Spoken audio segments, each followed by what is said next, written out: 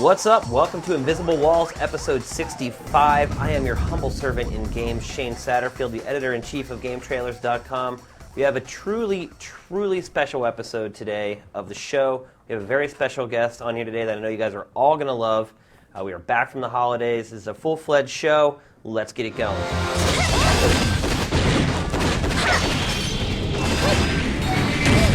All right, sitting in with me today to my left, as always, Marcus Beer. Do you know what I learned this weekend? Probably nothing. I actually learned that freedom isn't free. How much did you have to pay to see fireworks? My girlfriend paid $30 for us to go to the Hollywood Bowl. Oh. But fireworks were great, but then I had $30 worth of great? It was actually pretty good, but it was the preceding show where I learned that freedom isn't free 396 times. Did you need to show your American card to get in there? I'm a legal alien. I think it was actually funny because half the place was taken up with like Asian tourists and everybody who wasn't American. Right. And then the Americans were all getting drunk next to a barbecue grill. Well, I think the Inland Empire was kind of empty because every California redneck who was decided to wear the Stars and Stripes was there, and it was interesting. Also sitting in today, Patrick Morales. Salutations, although I guess only for one section today. Yeah, you'll stop in for a little bit, pay your respects. Yeah. Mike D is sitting in today. Hey, everyone. And for our most awesome guest of all, Monty is in on the show today. Hey, guys, what's up? That is his real voice. You don't hear much from Monty in his videos, but that is actually him. He does exist. He's not a computer program floating out in the ether somewhere. Monty is actually here to debut the next episode of Dead Fantasy exclusively here on the show. You get to see a little snippet of it on the show, and then the full thing blown out on Monday. And then we'll have the next several parts of Dead Fantasy for the next several weeks of Invisible Walls. So welcome, Monty. Definitely happy for you to be here, man. I'm glad to be here. Right on.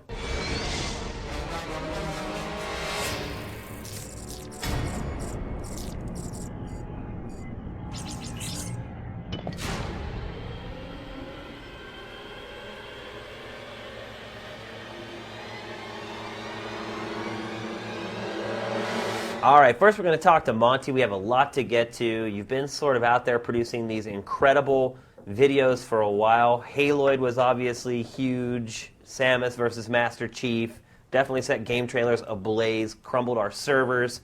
Then you moved on to sort of the Tecmo posse versus the Square Enix posse. First of all, I think the biggest question everyone wants to ask is, how do you get away with this? Because not only are you using characters from all these games, you're using music from other games. Have you even talked to these publishers, or are you just kind of flying under the radar doing your thing? I guess it's going under the radar. I mean, if you think about it, I guess you can count it as like an AMV. Right. You know, it's I don't and never plan to make money off this. I'm always delivering it for free. That's kind of the key, isn't it? Yeah. So I think if you started making money off of it, then they might jump in and say, hey, start complaining about who wins and who loses. Yeah, exactly. Which is why Game Trailers itself is a great outlet for putting these videos out. It's to the right audience, and it's the right type of media, and it's no one's charging for it, so it's great.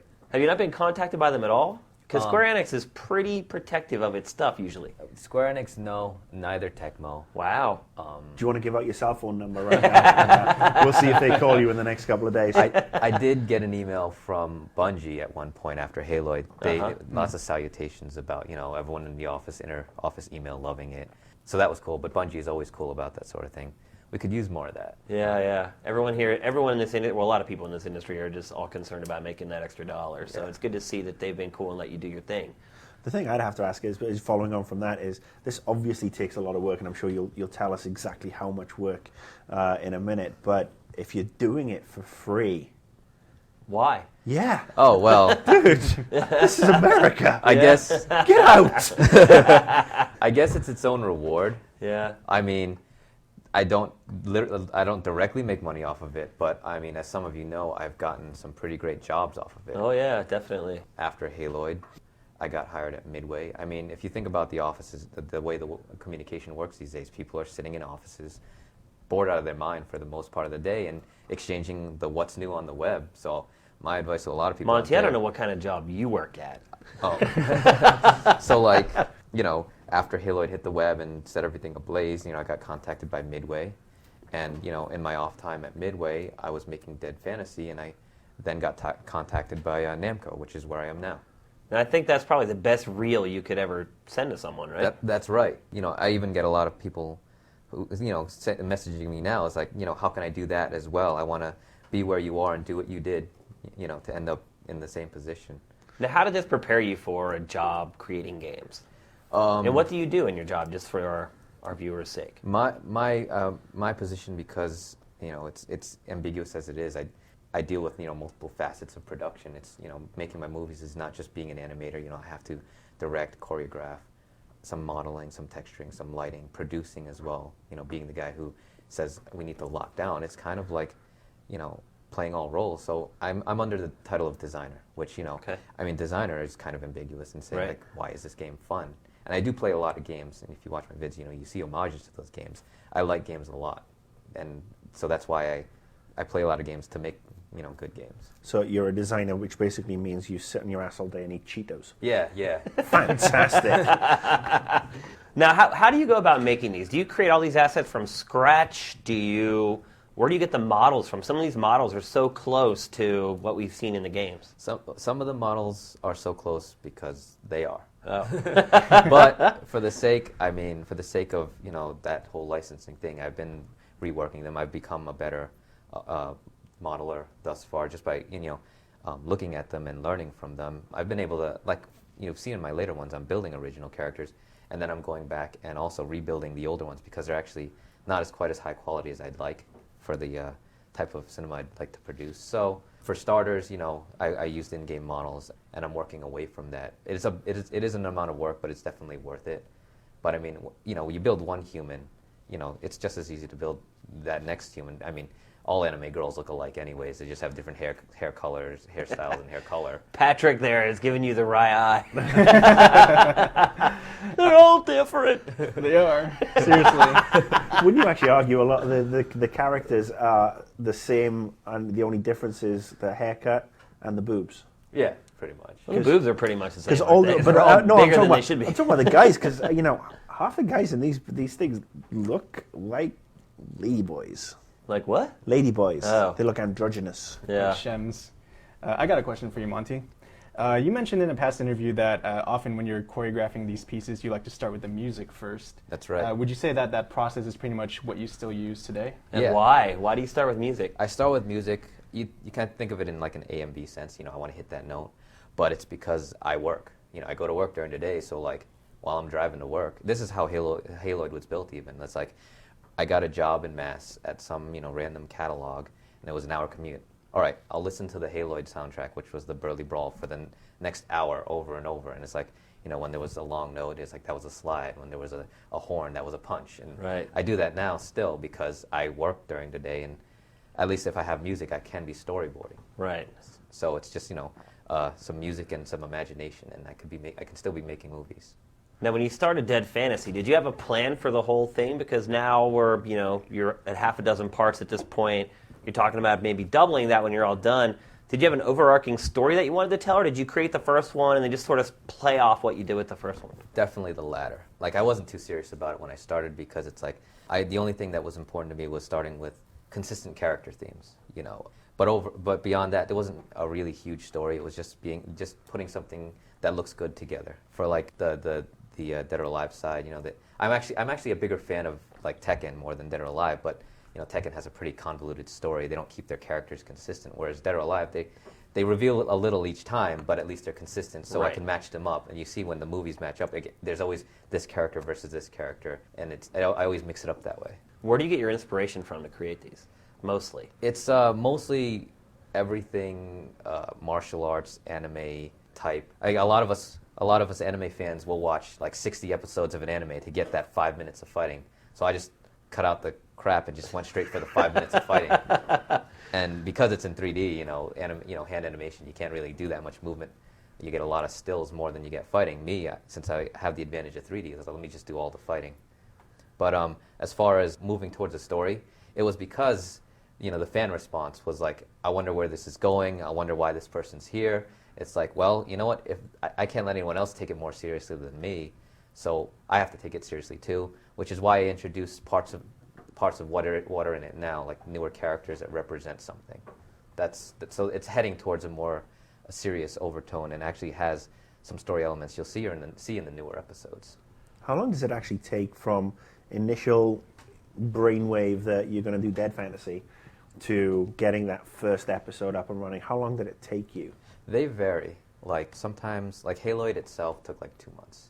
Dead Fantasy 1 was about 4 months. Dead Fantasy 2, after the response from 1, which was really great, I did in about 6 months. This one was on and off because, unlike the other episodes, I was also in crunch at my current job, and I had to go in and out of it. It was like a month here, but then a whole lot of crunch at work, and then finally, after we shipped our game, I then went back into crunch for like another 4 months. So it's spotty. I can't even tell. So let me just throw out this question then. So for example, 5 seconds of fight choreography from Dead Fantasy 1, where you've got like all 6 girls kicking the crap out of each other. How long on average would that take you to put together so everybody's got an example in their mind? 2 weeks, 3 weeks, 4 weeks? I don't even know. And you don't even want to think about it. I don't think about it because all I do is just go as fast as I can. Now, what tips would you give someone out there who's maybe thinking about doing something like this? Don't do it.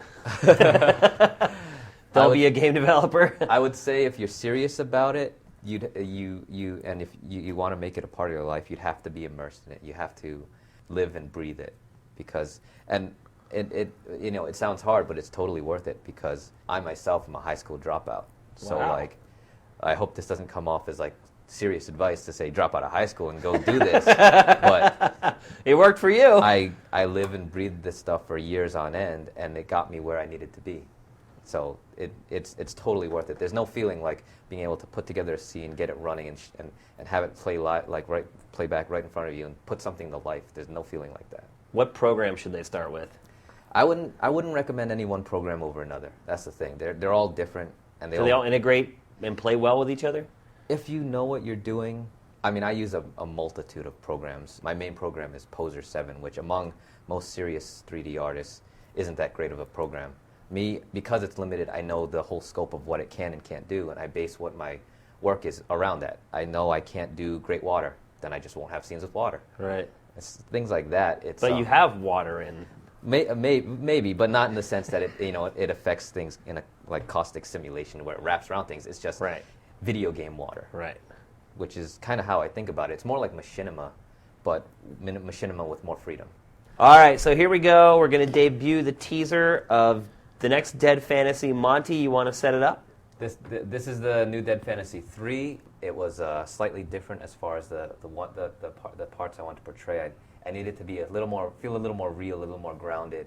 So I'm bringing to you a kind of a really fisty fight. A lot of kung fu movies I looked at to make this one. It's somewhat unexpected because I never like giving you totally what you want. It's always what you want with a twist. And here we go, Dead Fantasy 3.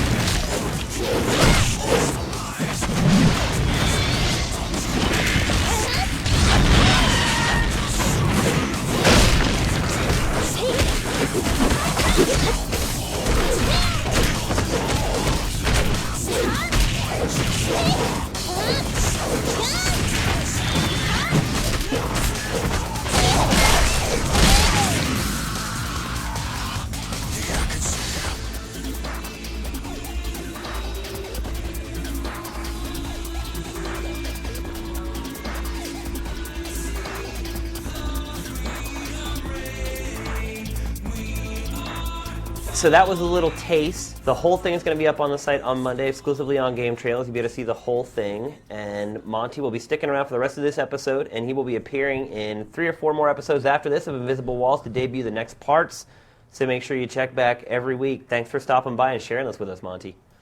All right, next we're going to talk about stuff that happened in the past week, and finally, something did happen. A lot of happened. I mean, we record 2 episodes at once so we can have a quiet 4th of July week, and people go buying crazy. Yeah. So I guess probably the biggest story is id being purchased by ZeniMax, which is the parent company of Bethesda, which makes the world's greatest game ever, Fallout 3. Yeah, it was pretty odd to be at E3 and see the Bethesda booth have ZeniMax actually bigger on the booth than Bethesda. I was like, who the hell is ZeniMax? You know what? Don't they put on like late night softcore porn movies on cable? That would be Skinemax. But actually, I've done a bit of digging into the board of directors at ZeniMax.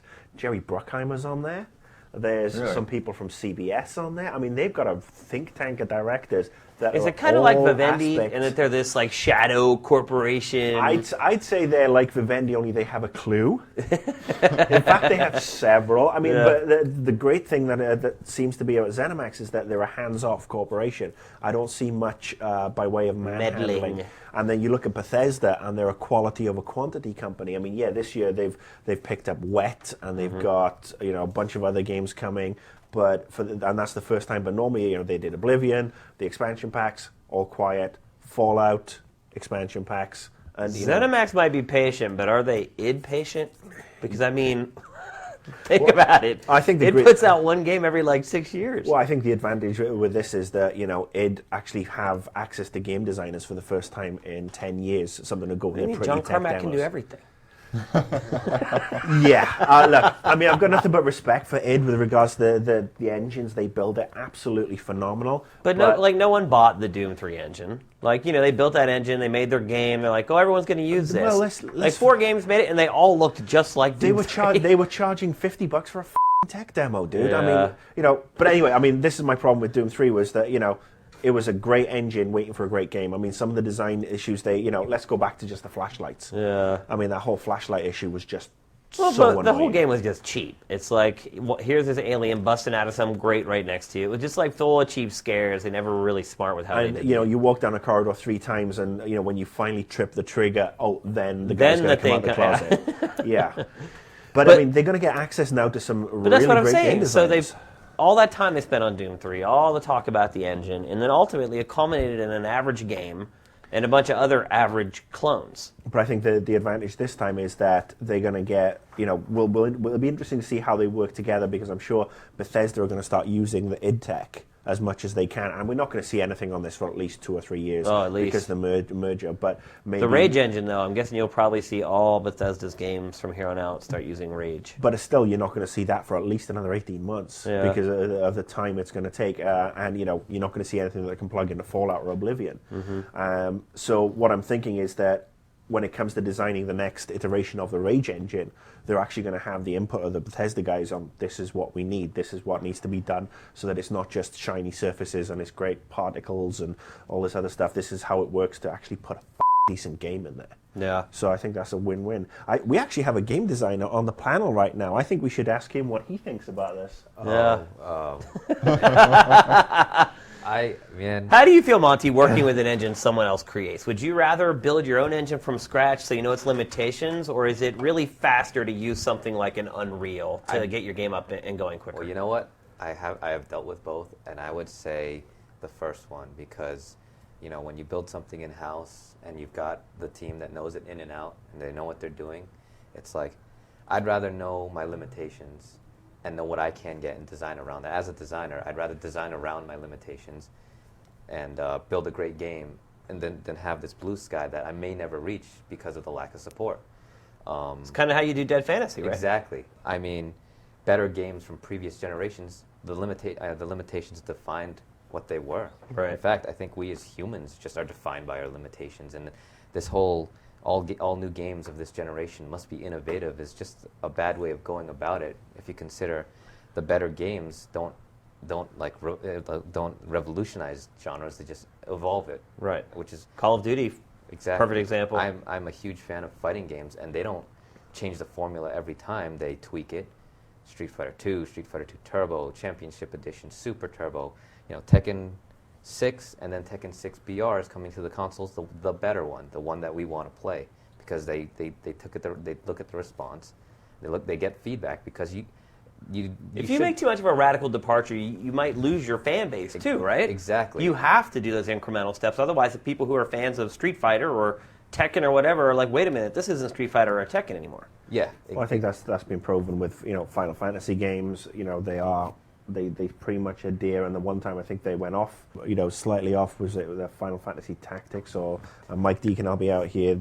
With the main series? Yeah, they kind of deviated, and there was a big hoo-ha. is that what going back? 12. With 12, just the 12. battle system? Well, 12's battle system. There you go. Yeah, but there was a big hoo-ha about that, wasn't there? I mean, people were not happy about it. Yeah. But using pre-made engines, I mean, if you look at just the results, the pre-made engines look like pre-made results. Right. All the games look the same. Yeah.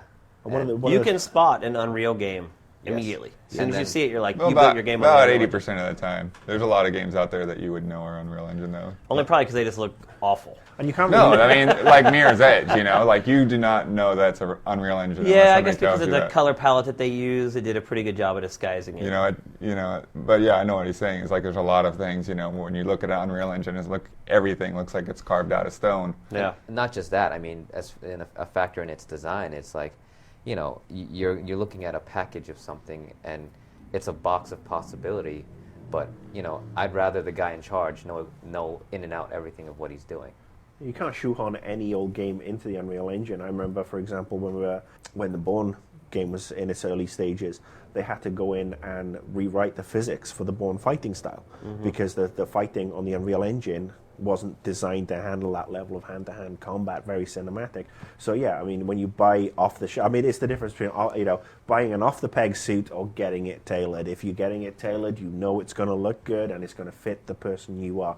You're buying off the peg, it's a crapshoot. And another thing about it is, like the suit analogy. I mean, maybe that suit looks great on the mannequin, but I'm not a mannequin. Right. Exactly. That's true.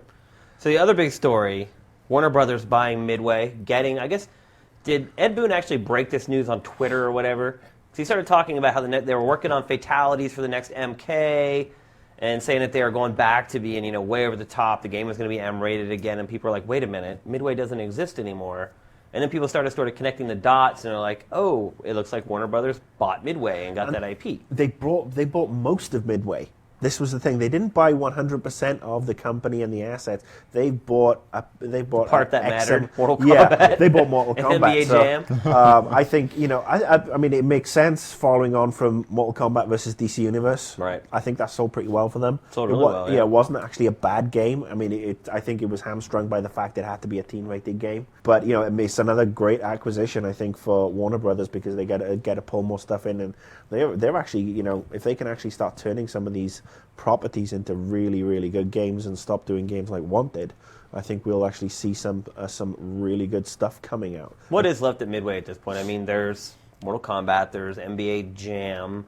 Mortal Kombat, Midway has a lot of really great teams. IP, though. They- Is there Yeah, anything they I haven't think the teams are killed gone. at this I think point? the teams are all gone. Yeah, I Yeah. mean, Driver. There was a lot of great talent at the studio that, best of luck to them. Yeah. I was there for a year and left right before all this started going down. Weren't you the smart one? Yeah. But a lot of people just waiting to be unleashed, and unfortunately, it was just so many conflicts, which I think there was a lot of old guard people at Midway too. Yes. People who had been making games since like the Super Nintendo era, who were ultimately the bosses there. Yes. I mean, I didn't work there, but having gone there several times, doing a lot of interviews with people. Usually, when I interview people in the gaming industry, they're around my age. Every time I interview people at Midway, they were like my dad's age. And it seemed like a lot of the old veterans from the industry ended up there, and maybe that contributed a little bit to how the company was run and that sort of thing. It felt to me like a lot of the games, like they couldn't really evolve out of the arcades. Yeah. Like they still felt like they just wanted you to pump in the next quarter. No one spends quarters on video games anymore. Spend a lot more quarters on video games. Well, it's funny too now, because actually there was that meaty period of no arcades, all consoles, but now we're hitting this digital distribution era where maybe arcades will start coming back, but not the way we thought they were. Right. So maybe that now's the right time for them to make a comeback since they're pretty good at it. Well, as long as it means a great Mortal Kombat movie from Warner Brothers, I'll be so happy. And then the last semi-big story, Dragon Ball lost by Atari, probably their last meal ticket left. Should we start playing the funeral march for Atari? Because I mean, it's been said so many times. Start playing Tats. They have had more comebacks than John Travolta and Sylvester Stallone put together, but it looks like Phil Harrison left. He was there for, was it even a year he lasted at Atari? He was there about a year. Ghostbusters came out, and Ghostbusters, a lot of good. fun, but they'd already sold off the publishing arm in Europe, so Sony released it in Europe. Only for the PS3. Only for the PS3. So, although the Xbox 360 version, I think here is not region locked, so people can buy it on import. I learned that a little bit on the interwebs. It's probably bull, but there you go. But yeah, I mean, I think Atari, I mean, as a brand, the people are still working in the office. I was actually talking to somebody from Atari a couple of weeks ago, and they didn't come to E3, but they had the Ecto 1 and the big Stay Puft Marshmallow Man. Though? I think digital distribution. I think Atari will probably, they do have a back catalogue of titles that they can, for want of a better word, exploit. And I think digital distribution, I mean, I was talking to Blood today, and he was showing me some of the Commodore 64 stuff that you can get on the Wii now. Boulder Dash, one of the greatest games of all time. The problem with Atari's back catalog is that it's so old that it doesn't still resonate. So I think Super Nintendo stuff, Sega Genesis stuff, I can still play that and enjoy it. Playing something on the Atari 2600. Well, I'm not talking that far back, but I mean, there are some. I mean, What else do I'm they not have? expecting E.T. to come out because that would be hysterical. Well, the weird thing though with Atari, I mean, it is in a lot of ways just the name. I mean, this is Infogram, bought the name several years back, and it's almost like buying the Atari name is a curse. It is, yeah. It's like you are going to fail in 5 years if you have that name. Yet in all the studies that they do, Atari is like the third biggest brand, most recognized brand in gaming or whatever. It's been mismanaged across the board. I mean, no disrespect to Phil Harrison, who came on board, for a losing that boat was battle, already and sinking by the time he jumped aboard. he was already neck deep. But they've got some great franchises. I mean, I still hold out hope for Alone in the Dark, for example. The first couple of Alone in the Dark games were genre-defining games, and they are the games that really, they should have evolved into something at the level of Resident Evil, as far as I'm concerned, because Resident Evil saw what Alone in the Dark did and went and took it on and scored the touchdown. That's the difference between talent and no talent. Well, I think I think that franchise, Alone in the Dark, still has the potential for some legs if it's executed properly. There are a couple of other older franchises, but then there's the Infogrames back catalog, there's the Atari back catalog, Battlezone. Let's talk. There's a bunch of Battlezone. Dude, you know what? Big tanks blowing the shit out of each other. It can't all be Battlefield 1943. I think at this point we should just play Taps for Atari because it is game freaking over. I think we won't see another officially released, an Atari retail product. I think we will be going to download only. They'll start working on cell phone games. They'll start working on WiiWare and XBLA titles. Test Drive Unlimited 2, probably Electric looking Boogaloo. looking for a new publisher. Anyway, good luck, Atari. All right, the last segment of the show today. On the hook, we have one golden question from our users. It's been the question that's been asked by so many people. I think there's like 30 different emails in this week, all about the same question. Well, Mike D and Bloodworth have been really quiet this episode, so I'm going to give this to one of you guys. You can arm wrestle for it. Basically, it's Mike D was just like, no, you don't can fight have for it. it, boys. Can you actually do it? No, I'm kidding. yeah. They're just asking if EA is porting Left 4 Dead 2, and I was looking up some things for Marcus earlier with that, and So let's clarify, porting Left 4 Dead 2 to the PS3. to the PS3, yeah. PS3. I guess there were some rumors flying around last week, but there's nothing official. I think there's a good chance because it is EA. That they'll have somebody do it, but it doesn't look like it's a Valve in-house thing. They're saying that you saw the interview with Doug Lombardi from Valve over the weekend, right? Or they're saying that they wanted to. They're hiring PS3 coders. Yeah, and PS3 all that coders stuff. in there. Yeah. I don't know if that was actually legit. Somebody could have just made that up, but I did read it on the internet. It has to be true then. Did you increase your penis size at the same time? I did by at least 8 inches. Oh, good. So you're now down to -7. Fantastic. Yeah, so I mean, if that's true, and they're hiring PS3 coders, then kind of a done deal, isn't it? But it's Well, interesting. I mean, it could be a ways off, though.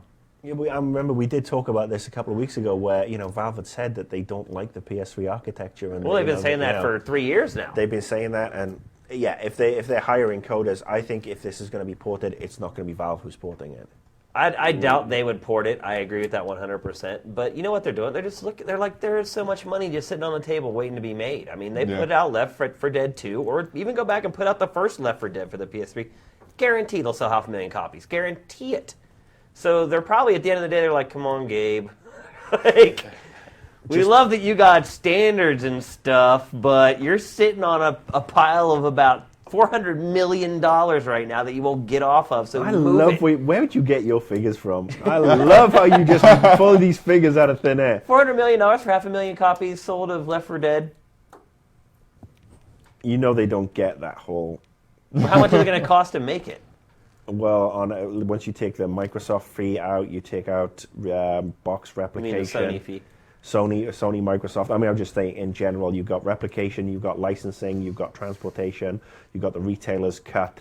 Actually, they don't actually make I think the average game is sold to retail for about $17 to $18 from the publisher, and then all the rest is eaten up in the various costs, sales, marketing. Right, etc. so that's about $10 million profit. It's a lot of money for old Gabe to be sitting on top of.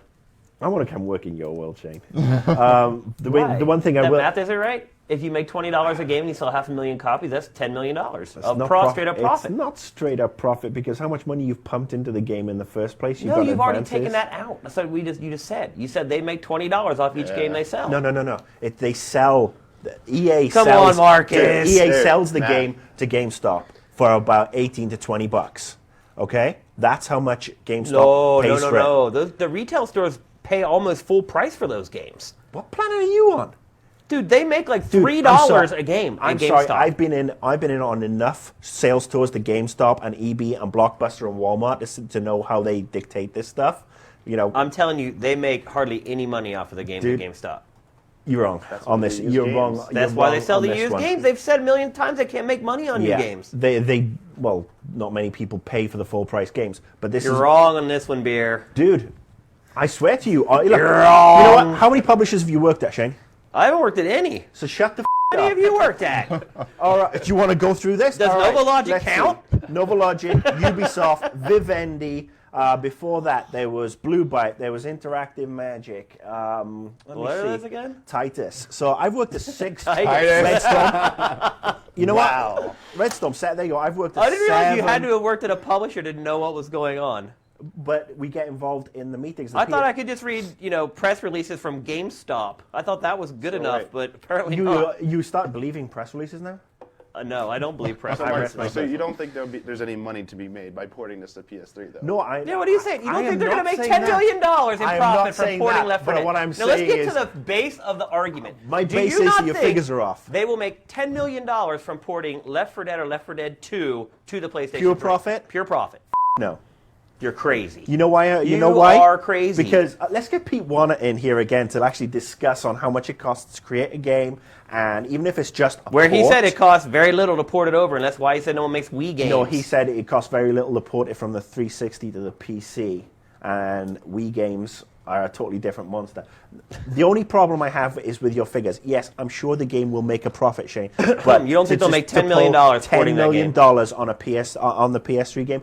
After everything is taken out and a company the size of EA is taking its cut and Valve has paid, they don't turn mega huge profits on this sort of stuff. They didn't. They wouldn't do it. They turn good profits, but a $10 million profit, I think, is a little bit out there. I disagree. Go and go and spend 15 years working at a developer publisher, Yeah. and then come back to me, mate.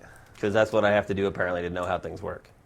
I'm just saying, you know how certain things work, and then I know how certain things work, and I'm not letting this one go because for once, I am right. $10 million easy on that port game. I'm going to get a sales. Let's director email next Gabe week. and ask him. Anyway, back on point. What I'd actually like to say is, if they are porting it for the PS3, great for the PS3 owners. I just hope they don't do the same job that the Orange Box got. Yeah, well, that's what they're, They mentioned that's why that they haven't been specifically. doing that. Yeah. He even brought that up in that interview. He's like, well, you saw what happened with the Orange Box, so we want to make sure that we don't follow that same path. But so to answer his question, is EA porting Left 4 Dead 2 to the PlayStation 3? Only if you make $10 million in profit. No, they do it for less than that, but that's what they'll make. Anyway, thanks for your question. Who was this guy anyway? It was actually 30 different people asked that question this week. So this was the IW Massive asking. Yeah, and we're not giving out GT dollars anymore, so I just thought I'd lump We got them to all take in. what we can get. And we get an on the hook mini question in. Hey, watch out!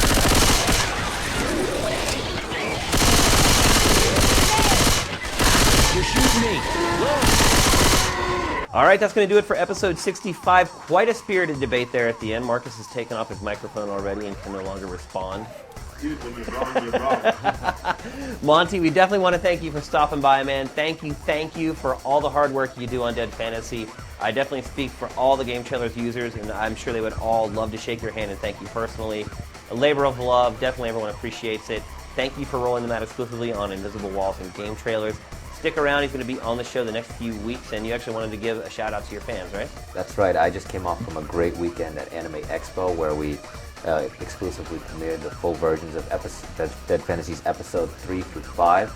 It was in a giant auditorium filled with 6,000 screaming people. It was a phenomenal experience, and I wish I could give specific shout-outs, but there are just too many great people I met over this weekend, and it honors me to be the one to bring these to you, and I will only continually bring more, especially to the great fans I met over this weekend, all of the hands I shook, and a lot of the conversations to be had. So there's only more work to come, and I'm making them as fast as I can. Well, we all appreciate it, Monty. Thank you for coming on the show. Stay tuned to Invisible Walls. Over the next several weeks, we'll be rolling out one episode per week for a couple weeks here. Thanks for watching. Invisible Walls out.